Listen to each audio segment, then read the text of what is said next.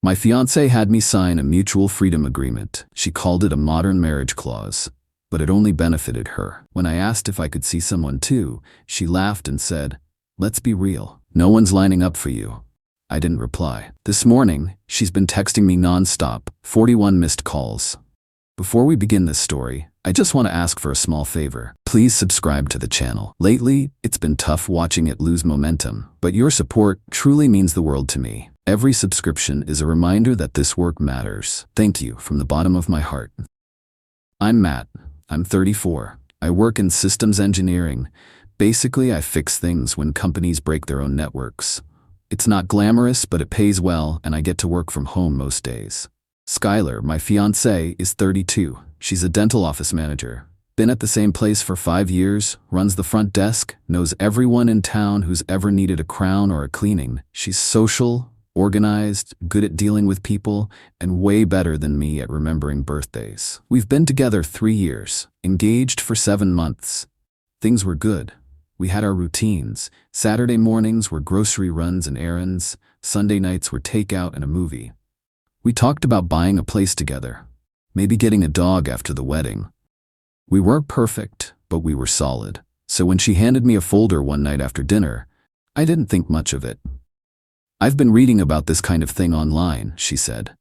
"It's what modern couples are doing now, like smart planning ahead of marriage. It's called a mutual freedom agreement." She said it like it was no big deal, just something smart people did now.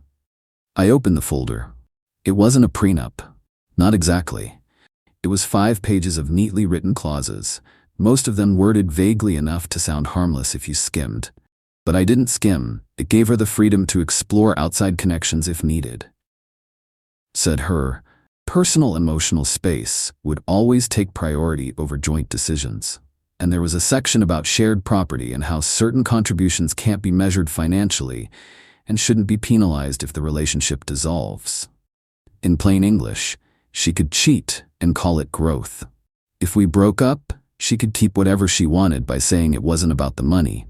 I was agreeing to all of it up front. I looked at her and said, "This feels one-sided."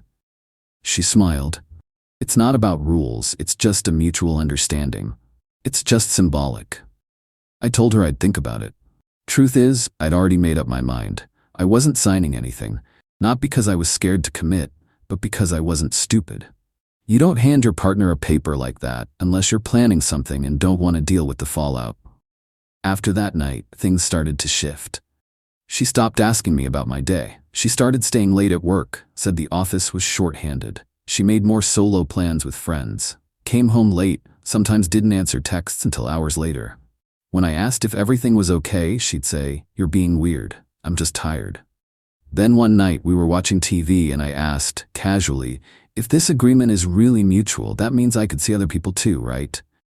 She didn't even hesitate. She laughed. Actually laughed. "Let's be real, Matt. No one's lining up for you." That's when something clicked. She didn't expect me to leave. She didn't expect me to push back. She thought I'd feel lucky to be with her, that I'd sit there, sign whatever she gave me, and stay quiet while she did whatever she wanted. She thought I was the safe bet. She was wrong. I didn't argue. I didn't respond. I just smiled, nodded, and said I was heading to bed early. And from that moment on, she had no idea what was coming. I didn't talk about the agreement again. Not once. Skylar assumed I'd moved on, that I was too passive or too soft to push back. She went back to normal like nothing had happened, except normal had changed. She started going out more. First, it was after-work drinks with coworkers. Then it was dinner plans that didn't include me. "Just decompressing," she'd say. "It's been so busy lately." I never stopped her. But I did start paying attention. The night she laughed and said, "No one's lining up for you," something shut off in me. Not emotionally, strategically. I knew exactly what I was dealing with. She didn't want a relationship. She wanted control. She wanted to feel like she had options while I stayed loyal, waiting for her to get bored. I didn't fight that. I planned around it. First thing I did was scan the entire mutual freedom agreement and send it to a legal contact, my cousin's wife, who specializes in contract law. She called me the next day. "This thing's not enforceable in any state. It's garbage, but it's very telling." That's all I needed to hear. Next, I went through all our joint accounts. We didn't have shared credit cards, thank God, but we did share a joint savings we were putting toward a down payment. I moved my half into a new account. Quietly, no drama. I also set up a second checking account she didn't know about and had my direct deposit rerouted. My old account? I left a small buffer in there for bills she'd recognize, but nothing she could sink her claws into. I updated all my passwords, every single one. Cloud storage, email, utilities, even my Netflix. Meanwhile, I let her play house. She was all smiles during dinner one night, talking about this new empowerment conference her office was paying for. Said she might stay the weekend and just decompress with the girls. She said it like it was nothing, like I wasn't even part of the conversation. So I asked a single question, as casually as I could. Where are you staying? She blinked. Why? Just curious, I said. Need to know if I'm on dog walking duty that weekend. We don't have a dog. She looked annoyed for half a second. Hyatt something, I don't know. Emily booked it. I nodded. Cool. Then I went into our Wi-Fi router logs and found the devices that had been connecting to our network at night. A laptop that wasn't hers. A phone that had never been there before. Same MAC addresses every other Friday. She wasn't subtle, just assumed I was blind. So I printed everything, every weird bank charge, every calendar inconsistency, every hotel she maybe stayed at. I didn't confront her. I didn't try to fix us. She wasn't confused. She was confident I wouldn't do anything. So I started packing the version of my life that didn't include her. Next stop, my lawyer.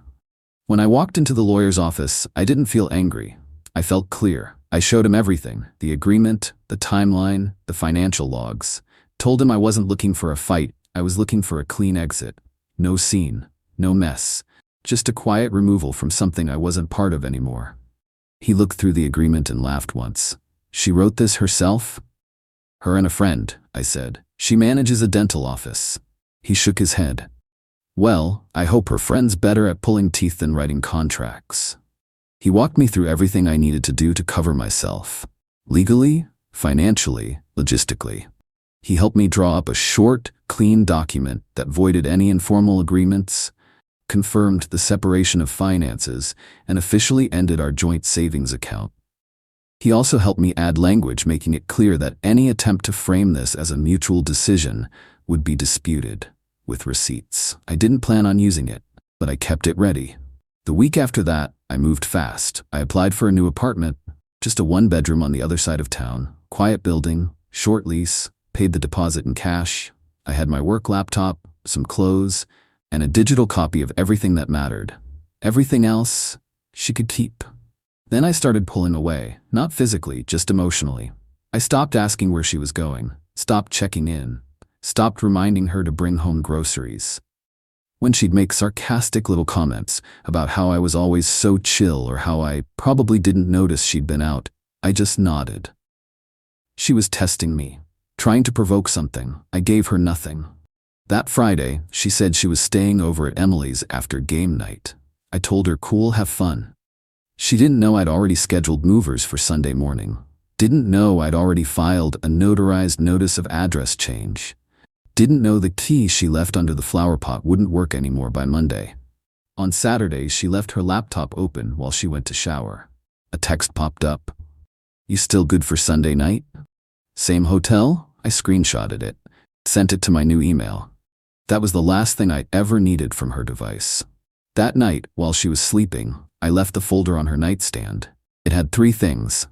The unsigned mutual freedom agreement, with a sticky note that said, I thought about it. A certified letter voiding any informal contracts or shared assets. A printed receipt showing my portion of our savings transferred to a new account in my name only. I didn't write a goodbye letter. I didn't leave a tea, I just left. I moved out on a Sunday. She thought I was at the gym. She'd left around noon, said she was grabbing lunch with Emily. I waited until her car turned the corner, then brought the movers in. Didn't take much. I packed 1 suitcase of clothes, my tools, my work gear, and a few framed photos I actually cared about. Everything else? I let it sit. Furniture, plates, books, hers now, if she wanted them. She could tell whatever story she needed to about why I left. I wasn't sticking around to correct it. I left the folder on her side of the bed. Same spot where she dropped the mutual freedom agreement weeks earlier. Full circle. Then I locked the door behind me and left the key inside. She got home around 7. I know because the first call came in at 7:14 p.m., then another at 7:17, then a third at 7:19. By the time I turned my phone off at 10 p.m., I had 22 missed calls and 14 texts. I didn't read them. I poured a glass of whiskey, sat on the floor of my new apartment, and listened to nothing. No pacing footsteps, no passive-aggressive sighs, no long silences waiting for me to ask, "What's wrong?" Just quiet. When I woke up the next morning, I had 41 missed calls. And the texts, "Where are you? This isn't funny. You didn't even talk to me. You're being so immature right now. Matt, seriously, come home. We need to talk. What even is this? I trusted you." That one made me laugh. She trusted me. Meanwhile, I'd spent a month documenting how she was setting up an emotional safety net with someone else, just in case I didn't take the bait.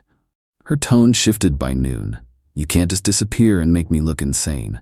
I told my mom we were working through things. She's asking questions. "Are you really going to leave everything over one piece of paper? If you don't respond, I'll come to your job." That last one almost made me text her. Not because I was scared, because it was pathetic. She wasn't sorry. She was embarrassed, panicking because the plan she thought she controlled had just collapsed without warning. I didn't block her. I just stopped looking. 3 weeks passed. She tried everything. Calls, texts, voicemails. I stopped counting after 60. Most of them weren't apologies. They were accusations wearing apology masks. "You blindsided me. I was trying to be honest. I thought you'd be more evolved." She even dropped a voice memo once, her crying, saying she was scared to be alone, and that she only suggested the agreement to test our strength. That line stuck with me. Test our strength. As if cheating plans and gaslighting were some kind of pop quiz. She never once said I was wrong. She never once said I knew what I was doing. Just kept orbiting the idea that I was the one who'd given up. Meanwhile, I was building a new life. Nothing flashy. Just quiet. Stable. I slept better, ate better, started running again. Realized how much energy I'd spent trying to anticipate her moods, her silence, her late arrivals, her weird offhanded comments meant to knock me down half an inch so she could feel taller. One night, she sent a long message, paragraphs. Said she'd been doing a lot of reflecting. Said she missed our connection. Said maybe we could restart from a place of honesty. I didn't reply. Instead, I sent back a single screenshot. Her text from that night on the couch. "Let's be real. No one's lining up for you." Below it, I added, "Good news, I'm not waiting in your line anymore." Then I muted the thread. Didn't even wait to see if she responded. Because silence doesn't always mean someone's hurt. Sometimes it just means they're finally done talking. What would you have done if someone gave you a freedom agreement like that before marriage? Would you have walked or signed and waited for the fallout? Let me know in the comments. I'm really curious how others would have handled this.